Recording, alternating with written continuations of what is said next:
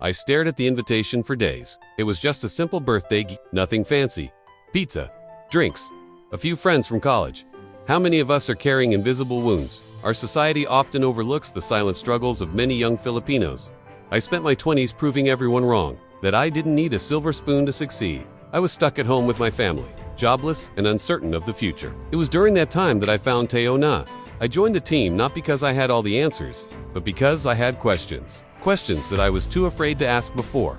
Because the answers scared me. Am I meant to be this ambitious, or am I running away from something? I realized that I was running away from myself, from my fears, from my flaws. I was running away from the truth that I could never truly be happy until I accepted who I am, where I am, and how I can use what I have to make a difference. This year, I turned 30. It was the first birthday I didn't spend trying to prove myself to anyone. Because here's the thing, I've come to terms with the fact that I don't have all the answers. I'm still figuring things out as I go. Some days are harder than others. Sure, but I've learned that it's okay to not be okay. That asking for help is a sign of strength, not weakness. That vulnerability, not perfection, is what makes us human. That I could hustle my way to success with sheer grit and determination. But the truth was this, my drive was fueled by shame. By the times I could unraise my hand to answer questions in class, because I didn't have the 50 pesos for the bus fare. By the job applications I didn't submit on time because I didn't have 100 pesos for a decent resume. By the opportunities I missed because I didn't have 500 pesos for an interview outfit. For a while, I allowed my circumstances to define myself. The louder my silence became, the more invisible I felt. There were days I wanted to scream, I'm here, I exist. Please see me. But all they saw was a shadow, a discounted version of me. When I started working, I transferred to a different department every year. I craved stability, but the fear of being rooted in one place was paralyzing. What if my salary was all I had?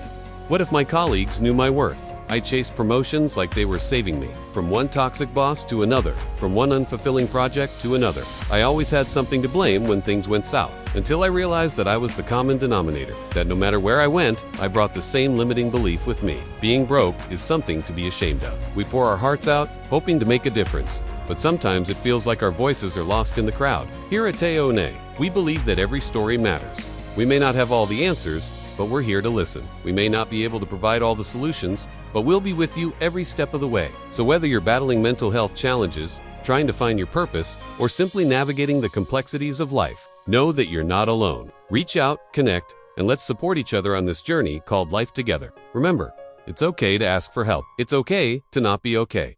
Let's break the stigma and let's talk about it. But deep inside, I knew I wasn't going, because I couldn't even afford the fare, much less a gift. You see, we don't really talk about this kind of thing.